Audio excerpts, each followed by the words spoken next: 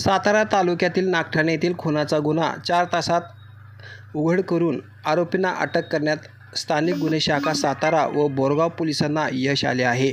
रविवार दिनांक 16 जून रोजी सायंकाळी 5 ते रात्री 8 वाजण्याच्या दरम्यान नागठाणे तालुका जिल्हा सातारा येथे रोहिदास मारुती पन्हाळकर वय 21 वर्ष राहणार करंजोशी तालुका कराड जिल्हा सातारा याचा मारहाण करून खून करण्यात आला होता। या संदर्भात तपासी अधिकाऱ्यांनी 2 व्यक्तींकडे कसोशीने व कौशल्याने तपास केला असता सदर 2 व्यक्ती व त्याचे इतर 7 साथीदारांनी मिळून सदर खुनाचा गुन्हा केला असल्याचे निष्पन्न झाले असून सदरचा खून छेडाछेडीच्या संशयावरून केल्याचे त्यांनी सांगितले।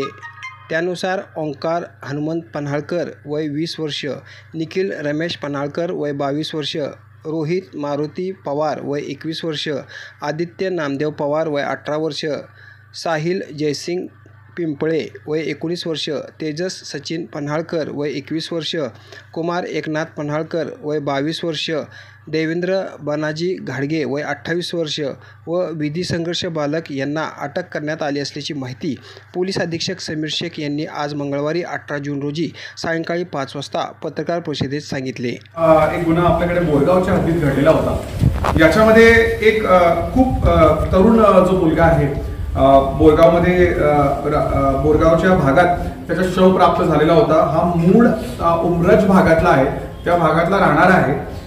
याच्यामध्ये तो काही कामानिमित्त या भागात आलेला होता। त्याचे काही नातेवाईक या भागात राहत होते, त्यांना भेटायला तो आला होता। तो परत ज्यावेळेस चालला होता त्यांनी माहिती देखील घरी दिली होती की मी आता परत चाललोय आणि अचानकपणे त्याचा शव हे लोकांना भेटला आणि मग त्याच्यानंतर याच्यामध्ये त्याच्या बॉडीवरचे जे जखमा आहेत त्यांना बघितल्यानंतर असं लक्षात आला की याच्यामध्ये त्याला मारहाण झालेली आहे आणि त्याचा खून झालेला आहे। तात्काळ याच्यामध्ये 302 प्रमाणे गुन्हा दाखल करण्यात आला आणि आमची जी तपास यंत्रणा आहे ती कामावर लागली। याच्यामध्ये स्थानिक गुन्हे शाखा आणि बोरगाव पोलीस याची सगळ्या टीम जी आहे त्या याच्यामध्ये कोण कोण लोक आहे, काय काय पुरावे आहेत याचा शोध ते घेत होते।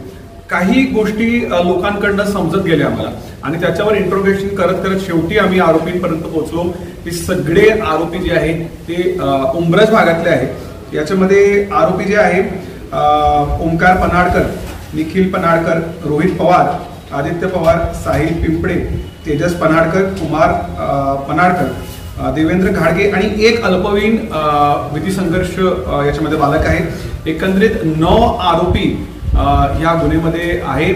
8 आरोपी 18+ असल्यामुळे त्यांना अटक करण्यात आलेली आहे आणि जो अल्पवयीन आहे त्याला सुधारगृहाला पाठवण्यात आलेला आहे आणि ह्या सगळ्या आरोपींनी याच्यामध्ये आता कबुली दिलेली आहे की हा गुन्हा त्यांनी केलेला होता आणि हा खून त्यांनी केलेला होता।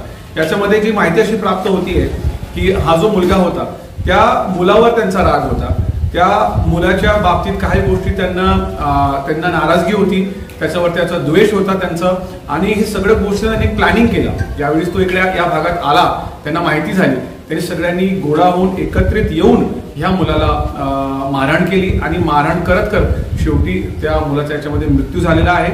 हे सगळे आरोपी आता अटकेत आहे।